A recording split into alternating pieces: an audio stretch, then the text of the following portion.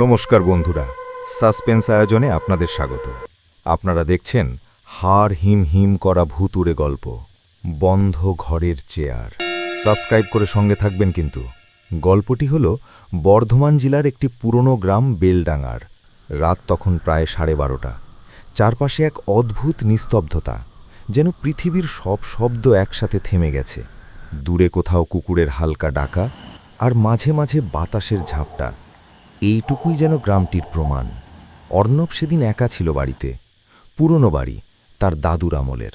বড় বড় ঘর, লম্বা করিডর, কাঠের দরজা, যেগুলো একটু হলেই বাতাসেই কেঁপে ওঠে। অর্ণবের বাবা মা গ্রামে গিয়েছে এক আত্মীয়ের অসুস্থতার খবরে। সে যেতে পারেনি তার পরীক্ষার জন্য, কিন্তু সে বুঝতে পারেনি সেই রাতটা তার জীবনের সবচেয়ে ভয়ঙ্কর রাত হতে চলেছে। অর্ণব তার ঘরে পড়ছিল। টেবিল ল্যাম্পের আলোয় তার ছায়া দেয়ালে লম্বা হয়ে পড়েছে। চারপাশে অন্ধকার, শুধু তার ঘরটাই আলোকিত। হঠাৎ ক্যাচর একটা শব্দ। সে চমকে উঠল। শব্দটা এসেছে পাশের ঘর থেকে। সেই ঘরটা বহুদিন ধরে বন্ধ, সেখানে কেউ যায় না। ইঁদুর হবে হয়তো, নিজেকে বোঝানোর চেষ্টা করল অর্ণব। সে আবার পড়ায় মন দিল, কিন্তু 5 মিনিট পর আবার সেই শব্দ, ক্যাচ ক্যাচ। এবার শব্দটা পরিষ্কার, যেন কাঠের কিছু একটা নড়ছে। অর্ণবের বুকের ভেতর ধরফর শুরু হলো। সে ধীরে ধীরে উঠে দাঁড়ালো, দরজার কাছে গিয়ে কান লাগালো। শব্দটা আবার এলো। আরে, এটা সেই চেয়ারের শব্দ না তো? হ্যাঁ, ঠিক যেন একটা কাঠের চেয়ার মেঝের উপর ঘুষে সরানো হচ্ছে। পাশের ঘরটা তার দাদুর ঘর ছিল। দাদু মারা যাওয়ার পর থেকে কেউ সেই ঘরে ঢোকে না। অর্ণব ছোটবেলায় শুনেছিল দাদু শেষ জীবনে কেমন অদ্ভুত আচরণ করতেন। মাঝরাতে নিজে নিজে কথা বলতেন, চেয়ারে বসে কারো সঙ্গে তর্ক করতেন। আর একদিন ঠিক সেই চেয়ারেই বসে তিনি মারা যান। তারপর থেকেই ঘরটা বন্ধ। অর্ণব দরজাটা খুলবে কিনা ভাবছিল। হাতটা দরজার নবে নিয়ে গিয়ে থেমে গেল তার।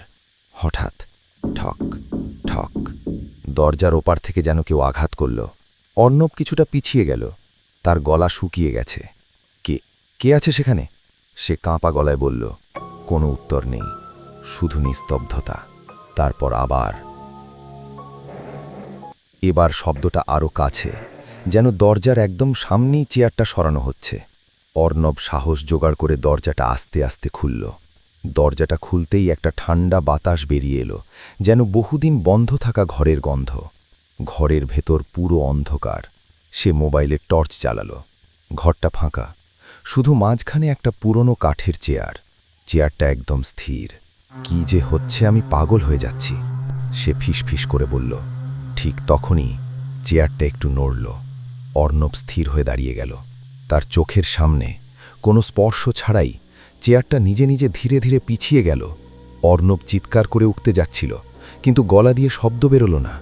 চেয়ারটা আবার থামল, তারপর ধীরে ধীরে ঘুরল তার দিকে। এবার চেয়ারটা যেন তার দিকেই মুখ করে আছে। অর্ণবের মনে হলো চেয়ারে কেউ বসে আছে, কিন্তু সে কাউকে দেখতে পাচ্ছে না। তবুও তার মন বলছে একটা উপস্থিতি আছে, একটা ভারী অদৃশ্য চাপ। হঠাৎ চেয়ারটা নিজে থেকেই একটু সামনে এগোলো। তারপর আবার যেন কেউ উঠে দাঁড়াতে চাইছে। অর্ণব পিছিয়ে গেল। দাদু, সে নিজের অজান্তেই বলে ফেলল। ঘরের ভেতর হঠাৎ করে ঠান্ডা বেড়ে গেল। মোবাইলের আলো কাঁপতে শুরু করল। আর ঠিক তখনই চেয়ারটা এক ঝটকায় উল্টে পড়ে গেল। ধপ। অর্ণব দৌড়ে নিজের ঘরে ফিরে এলো। দরজা বন্ধ করে দিল। শ্বাস নিতে কষ্ট হচ্ছিল তার। এটা বাস্তব না, এটা হতে পারে না, এটা স্বপ্ন। সে নিজেকে বোঝাতে লাগল, কিন্তু তার হাত কাঁপছে, ঘাম ঝরছে। ঠিক তখনই তার নিজের ঘরের ভেতরেই সে ধীরে ধীরে পিছন ফিরে তাকালো। তার নিজের পড়ার চেয়ারটা নিজে নিজে নড়ছে।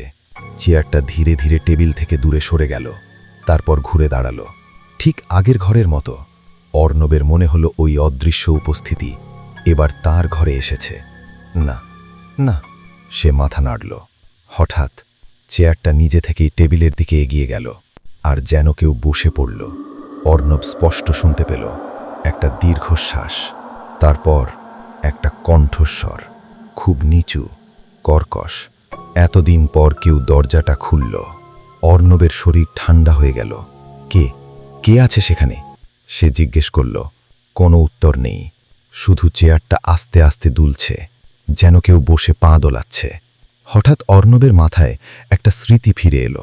ছোটবেলায় দাদু তাকে বলেছিলেন, এই চেয়ারটা কখনো একা ছেড়ে যাস না, কেউ বসে থাকে, এটা কোনো সাধারণ চেয়ার নয়। তখন সে মজা ভেবেছিল, আজ বুঝল দাদু মজা করেননি।